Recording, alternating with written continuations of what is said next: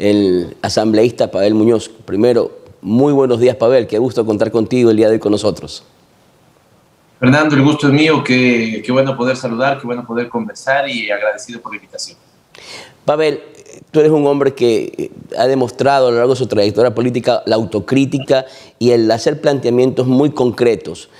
Por eso te hemos invitado el día de hoy, porque queremos hacer un análisis sobre la situación de Quito y de la provincia del Pichincha, ya de cara, dentro de pocos meses, a una elección que va a ser crucial y diferente por todos los tópicos que han movido el panorama político en el Ecuador, con temas nuevos como la inseguridad, bueno, no nuevos, pero ahora sí mucho más presentes que anteriormente. Comencemos por una pregunta que hemos preparado con producción sobre la situación de la Revolución Ciudadana en Pichincha. En Quito, sobre todo, fue algo sorprendente para todos, que el presidente Lasso en la elección pasada haya ganado por una diferencia de 2-1 en Quito, una ciudad que históricamente inclusive tuvo alcalde de la Revolución Ciudadana en su momento, había apoyado el proyecto político. ¿Cómo piensas, cómo ustedes se proyectan para recuperar este electorado que definitivamente fue mermado en la última elección y que sorprendió a todo el panorama electoral ecuatoriano? Fernando, nuevamente un saludo y un abrazo afectuoso para todos quienes puedan seguir este programa.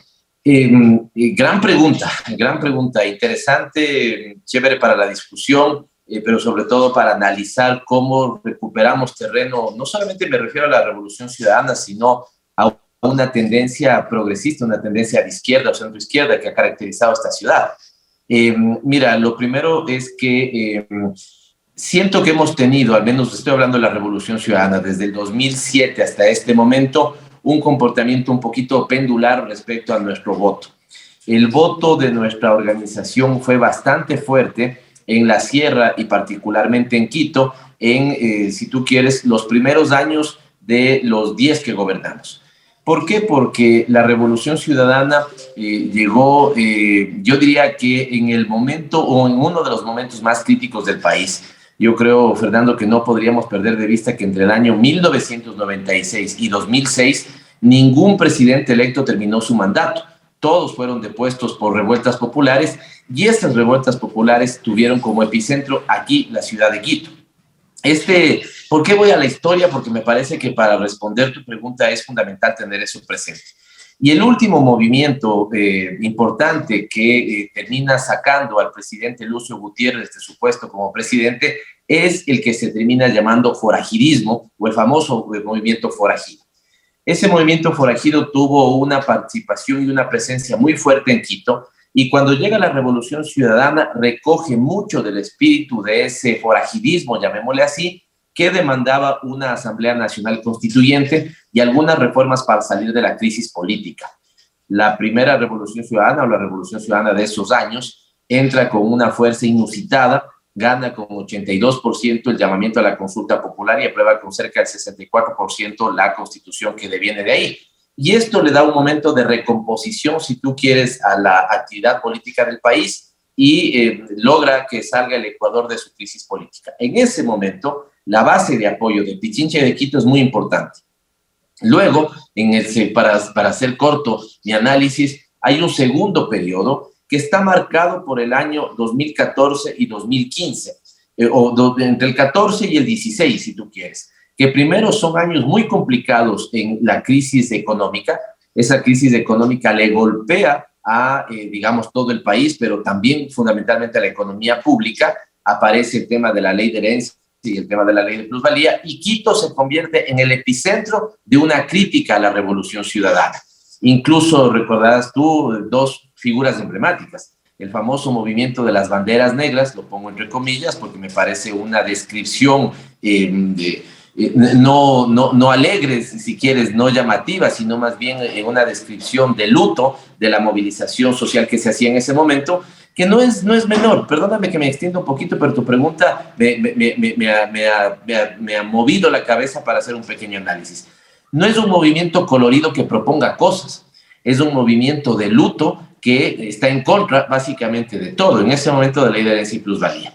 Y a partir de ese momento, Quito fundamentalmente se convierte en una especie de epicentro del discurso de la descorreización. ¿ya? Muy influenciado por determinados medios de comunicación, muy influenciado por un determinado sector de la clase media y que de alguna u otra manera irradia, ¿no es cierto?, al resto del país, planteándose, si tú quieres, el tema de la descorreización. Y ahí como que vuelve a encontrar un punto de sentido o un punto de encuentro la derecha de este país. Y finalmente, me podría extender, pero para no ser largo, finalmente ese punto, ese epicentro del 2014, 2015, 2016, con ese movimiento de banderas negras y ese sentido antiforajido, ¿no es cierto?, o más bien dicho, antirrevolución ciudadana, termina siendo, si tú quieres, la base fundamental de apoyo de Creo.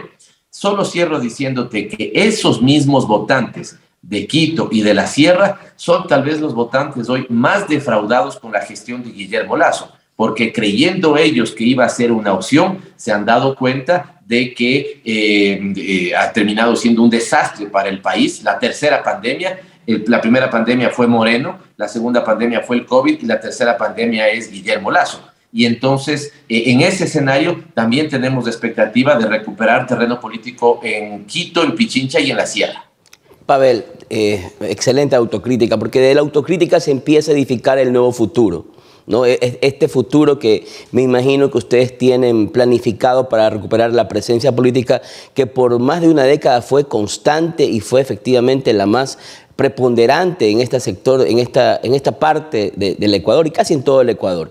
Pero también toquemos un tema que también fue álgido y que lo hemos analizado también aquí en Armonía. Puede ser que parte de este desplazamiento del electorado de la Revolución Ciudadana se haya producido por un error político al no haber tenido una postura tal vez en contra o más presente en las movilizaciones en el mes de octubre del año 2019. ¿No fue tal vez ese el punto de inflexión que le costó políticamente a la organización tener y perder el respaldo de cierta parte o una gran parte de su electorado tradicional en Quito?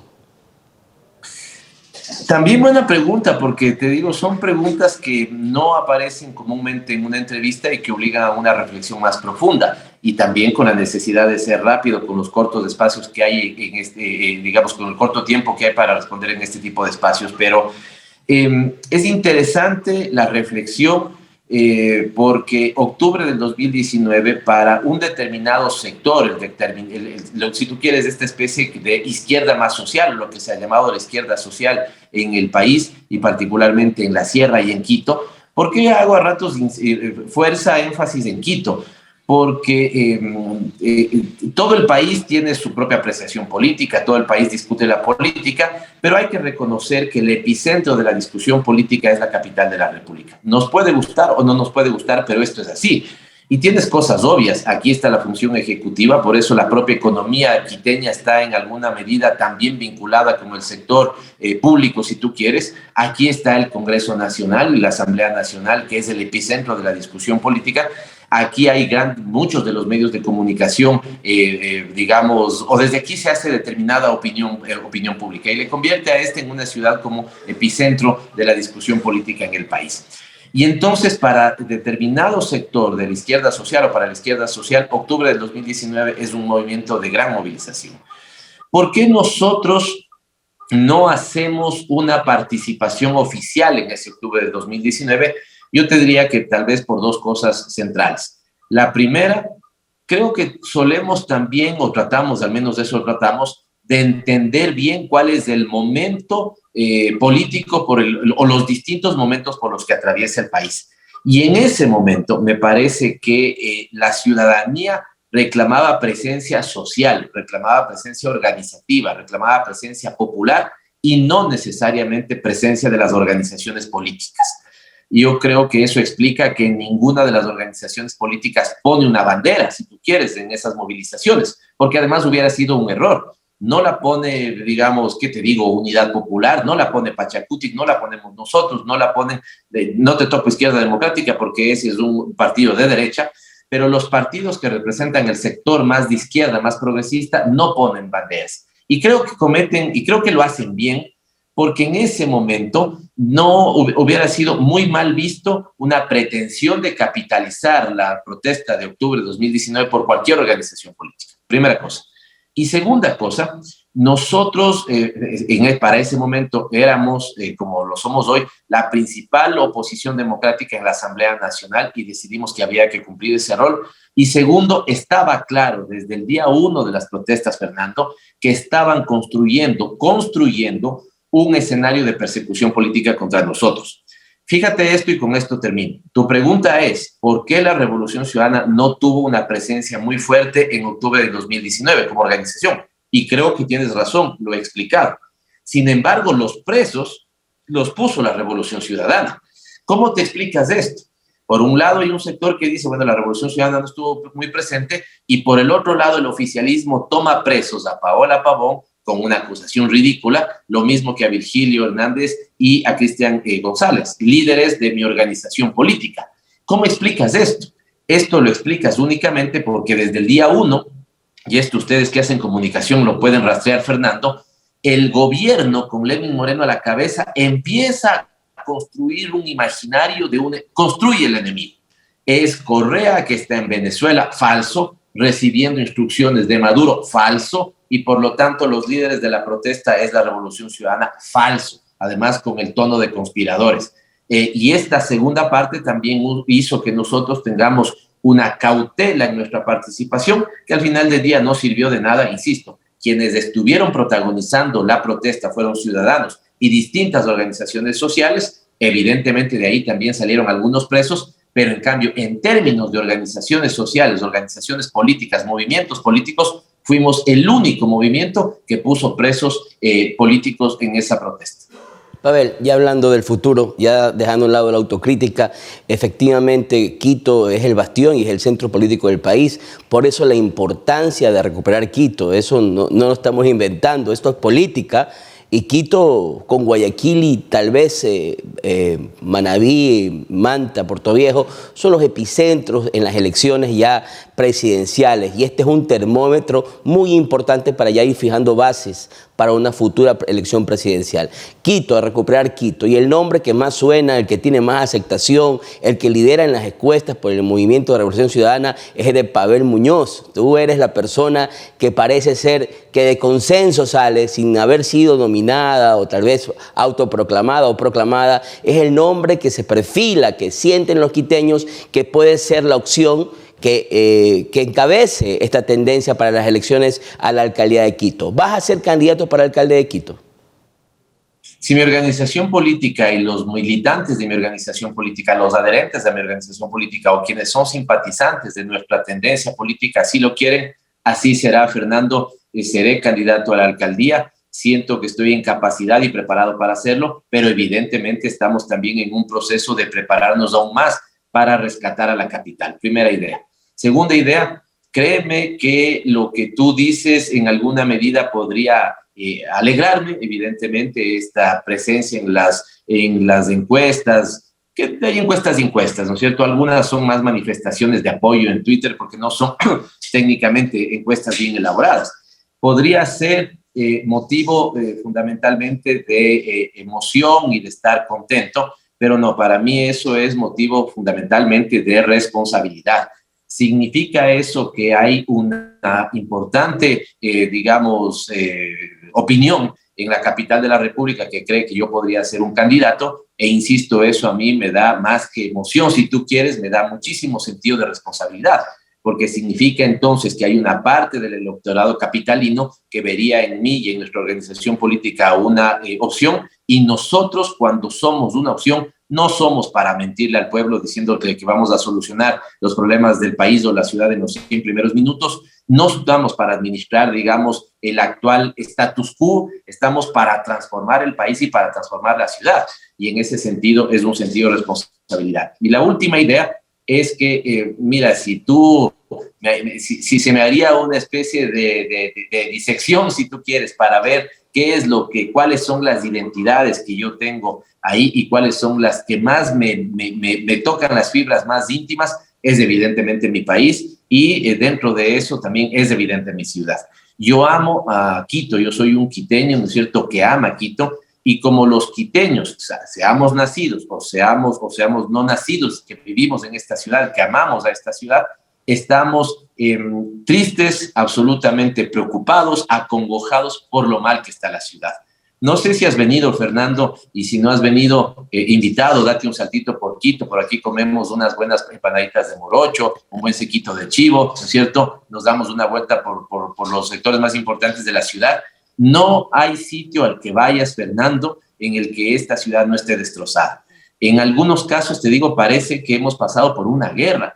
Toda la ciudad, prácticamente las avenidas principales pintarrajeadas. Digamos, ya no tienes caminar en la ciudad o ir en tu carro en la ciudad se convierte en un rally, porque tienes unos que ya no son huecos ni baches, sino son unos cráteres. La inseguridad, no se diga, que es la principal preocupación de los ecuatorianos. Zonas comerciales absolutamente deterioradas, falta de, digamos, una red de protección en la ciudad, falta de actividades culturales, falta de actividades y espacios deportivos. Es decir, no, aquí sí que tengo que ponerme lastimosamente muy crítico, si tú quieres, con lo que está pasando. Entras a un bus porque llueve y dentro del bus te llueve porque hay unas goteras increíbles en los buses municipales. Es decir, es bárbaro lo que estamos viviendo en Quito y por eso el sentido de responsabilidad se hace más grande, porque no tengo duda alguna de que la Revolución Ciudadana va a ser la principal opción para liderar la alcaldía de Quito. El nombre ya lo veremos, efectivamente el mío está en carpeta y está puesto sobre el tapete como un precandidato, hasta este momento el único que tenemos en la capital de mi organización política. Deberemos esperar los tiempos que nos marca la ley y los tiempos que ha decidido mi organización política para desarrollar los procesos de democracia interna y terminar con los nombres definitivos, pero si es que es así, para mí será más que un motivo de satisfacción, un motivo de responsabilidad, de servirle a mi ciudad con la misma intensidad que la amo. Pavel, un tema de análisis político, porque consideramos que es una opción muy respetable el de la centroizquierda y el de izquierda, el socialismo, ¿no? Efectivamente la parte social que tanta carencia tiene el país, porque realmente este gobierno no lo ha privilegiado, pero parece ser que los candidatos de aquella tendencia se lanzan o comienzan una campaña seccional con un brazo atado. ¿Por qué? Porque la gente en este momento, y analicemos el espectro actual, vamos a Quito, vemos cómo asaltan, los policías corren a los delincuentes, vemos que en Guayaquil todos los días hay un sicariato. Parece que es el caldo de cultivo perfecto para la extrema derecha o para la derecha. Dar soluciones como las que ya salen aquí en Guayaquil, de persecución, de poner las fotos de los delincuentes, de violentar ciertos derechos que son derechos humanos, pero para privilegiar el discurso de enfrentamiento contra la delincuencia, que en sí, yo creo, y así creemos todos aquí en el canal, va a ser el que marque la pauta de la preferencia electoral. La gente lo que quiere es seguridad. No se puede salir ni a la esquina, Pavel, ni en Guayaquil, ni en Quito, ni en ninguna parte del Ecuador. ¿Cómo enfrentar una lista o un movimiento que siempre ha peleado por los derechos humanos y que efectivamente ha privilegiado esa parte? ¿Cómo contrarrestar esta política o este discurso que va a calar de la derecha en cuanto que lo primero es el ciudadano y luego veamos los derechos de las personas? Es decir, va a haber una contraposición y el discurso político se va a centrar en aquello. ¿Cómo enfrentar por parte de la izquierda, por parte de la centroizquierda, a la delincuencia? ¿Qué respuesta nos puede dar que a nosotros nos dé la seguridad de que podemos recuperar nuestra tranquilidad? También es una pregunta muy interesante y te la respondo con algunas ideas. La primera, sin duda alguna, el problema de la inseguridad es hoy lo que nos quita el sueño, no solamente a los quiteños, ni a los guayaquileños, ni a los esmeraldeños, a los ecuatorianos en todo el país.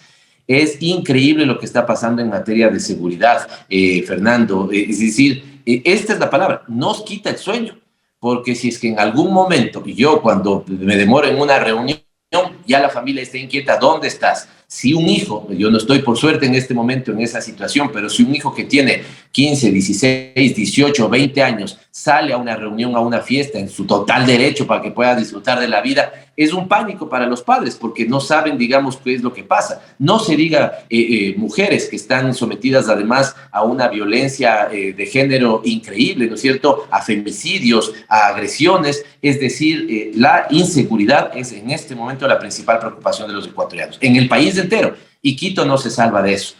Cuando digo esto de Quito no se salva de eso es porque incluso en algún momento se ha pensado que Quito constituía una especie de isla de paz en el país, ¿no es cierto?, que había menores niveles de delincuencia. No, pasa exactamente lo mismo. También tienes sicariato, tienes en este momento vacunas en sectores comerciales que no te lo hubieras imaginado. En el sector de la Jipijapa, que es el centro, digamos, parte del microcentro quiteño, ¿no es cierto?, de alta actividad comercial, en este momento tienes denuncias de vacunas. Es decir, es una barbaridad. Cuando llegas ya más de 7:30 de la noche en los barrios alejados, los barrios populares, es un pánico, la gente tiene miedo, no quiere salir, tú lo has descrito adecuadamente. Elemento número 1.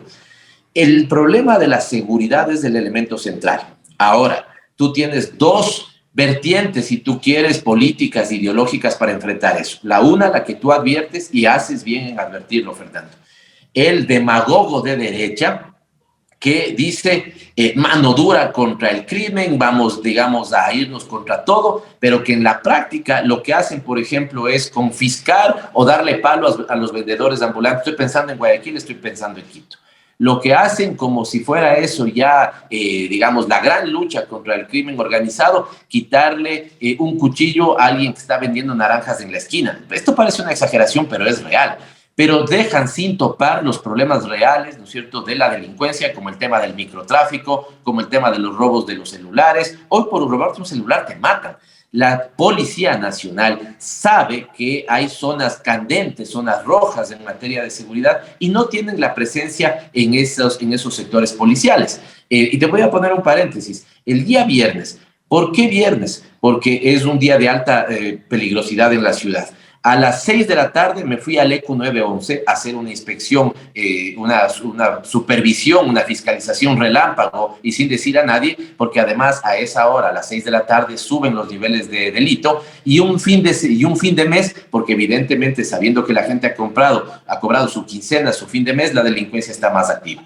¿Qué pude detectar? Lo que pude detectar es que el ECU 911 le falta funcionamiento, cerca de 800 cámaras tenemos en Quito, pero 200 están sin funcionar, 222 exactamente, ¿sí? Pero igual, las que funcionan, ven una alerta, despachan, hacen la alerta de emergencia, pero la policía no tiene contingente para poder operar. ¿Y por qué no tiene contingente para poder operar? Y ahí voy a estas dos visiones para enfrentar el problema de la seguridad. Porque lo que dice, por ejemplo, Guillermo Lasso, porque aquí tenemos ejemplos concretos, ventajosamente tenemos ejemplos de carne y hueso que la gente ya sabe que tienen un bonito discurso, pero en la práctica son unos inútiles, ineficientes. El caso de Mauricio Rodas, por ponerte un ejemplo, en la capital, y el caso de Guillermo Lasso en el país. Claro, Guillermo Lasso, por ponerte un ejemplo, dice, en 100 minutos soluciono los principales problemas del país. Rodas dice, yo te generaré una ciudad para que Quito vivamos mejor. El uno, en 100 minutos, ¿no es cierto?, no sabía qué hacer, a un año no sabe qué hacer, el problema de la inseguridad la ha desbordado. El otro era un completo inútil que generó la peor administración municipal que hemos tenido. Bueno, se compite con el actual, ¿no es cierto?, con Guarderas. Pero ambos son fáciles de este discurso de mano dura contra la seguridad, es decir, discursos que en alguna medida pueden tener hasta tintes fascistas, pero en la práctica esos no han funcionado. La otra vertiente para solucionar el problema, desde mi punto de vista, es la que nosotros representamos, que entendemos que el principal problema, la causa estructural, no es que tengamos más o menos policías, no es que la policía sea más represiva, que es una cosa que nadie quiere llegar. Son problemas estructurales, falta de empleo, pobreza, ¿sí?, falta de inversión del Estado, incluso en materia de seguridad. Y entonces, ¿qué es lo que tú tienes? Y esta me parece una buena advertencia. Tú tienes un discurso fantoche, mentiroso, de los sectores de la derecha, que te dicen mano dura, que vienen con un montón de camionetas, ¿no es cierto?, a Quito para hacer la lámpara de que están llegando súper, de que la seguridad les preocupa, pero que su modelo de administración, que lo llamaban modelo exitoso, no es tal, pues, porque ahí también tenemos modelos, digamos, grandes problemas de inseguridad.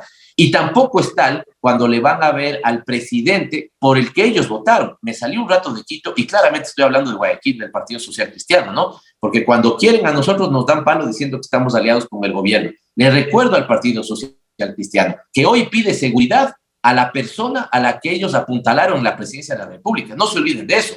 Y ese discurso que es lindo para ganar votos, ¿no es cierto?, mano dura, en la práctica es inefectivo. Pero el otro, el que nosotros implementamos, y ahí te pongo otro ejemplo, Rafael Correa liderando 10 años este país, nosotros entendimos que había que dotar de armamento a la policía, claro que sí. Nosotros entendimos que había que modernizar la policía, claro que sí. Que había que construir unidades de policía comunitaria en los sectores más peligrosos del país, claro que sí. Pero sobre todo entendimos que teníamos que tener una sociedad más justa, menos empobrecida y con oportunidades laborales.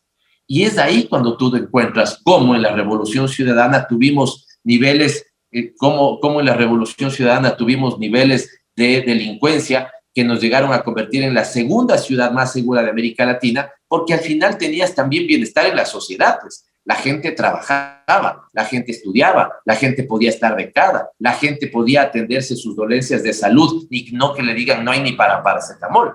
Y en cambio ahora, con estos, ¿no es cierto?, discursos de la derecha, que en algunos casos llegan a tener tintes fascistas, ¿qué es lo que pasa con la inseguridad? Ellos se creen eficientes, pero hoy están disparados por las nubes problemas de microtráfico, problemas de delincuencia, problemas de robo a personas, problemas de asaltos en viviendas, o lo que te decía, problemas de vacunas, que en el caso de Esmeraldas, por ejemplo, hace que a las 6:30 de la tarde la ciudad de Esmeraldas sea fantasma, porque ya ningún local comercial te abre. Entonces ahí tú tienes, digamos, ejemplos concretos para ver cuál es la mejor forma de combatir la inseguridad.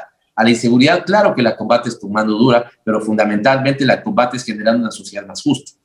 Pavel, definitivamente lo de Esmeraldas duele. Yo he estado en Esmeraldas y lo que tú describes es como es. Esmeraldas parece ya está perdida para los ecuatorianos. Bueno, cerramos la entrevista. Quería felicitarte por el tema también del TikTok. Vi tu TikTok calificando la gestión de Lazo 4/20, reprobado. Me pareció bastante genial el TikTok y que comunica pues efectivamente que el tema de la vacunación es el único visto que tiene. Los otros 4 son pendientes. Reprobado el primer año. Gracias, Pavel. Eres la carta de la tendencia política que representas para recuperar la ciudad, la capital de los ecuatorianos, una capital que ha sido definitivamente hace mucho tiempo mal administrada y que se espera que en su momento recupere esos días de gloria, porque el quiteño, históricamente, el quiteño siempre fue muy orgulloso de su alcaldía. Yo recuerdo también esos tiempos donde el quiteño nos decía a los guayaquileños, nuestra alcaldía, nuestro alcalde, y nosotros teníamos que bajar la cabeza. Ya esos tiempos no están y realmente uno los piensa y ojalá ustedes recuperen ese orgullo, ese sentimiento tan quiteño, tan de ustedes para poder decir Quito está bien administrada y es la carita del mundo. Aquí estamos. Muchas gracias, Pavel, por estar con nosotros el día de hoy y créeme que será un gusto volverte a tener aquí en Armonía y en La Clave para una futura conversación.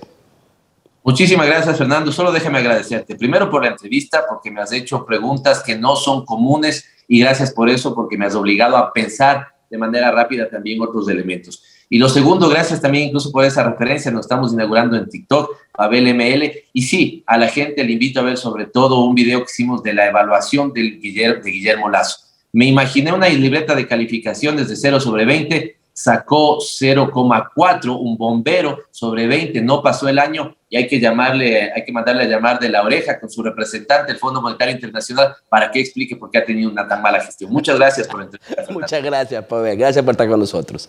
Y bueno, pues con esto hemos terminado el día de hoy. Hemos tenido la presencia de uno de los líderes de la Revolución Ciudadana, la carta ya es la carta para la alcaldía de Quito, para recuperar Quito por parte de la Revolución Ciudadana, el asambleísta Pavel Muñoz, uno de los líderes políticos tal vez más preparados que tiene la patria, y esperemos pues a ver qué sucede en el mes de febrero y cómo es la receptividad de los quiteños ante esta candidatura. Con eso terminamos el día de hoy, invitándolos a que nos sigan ya el día de mañana. Muchas gracias.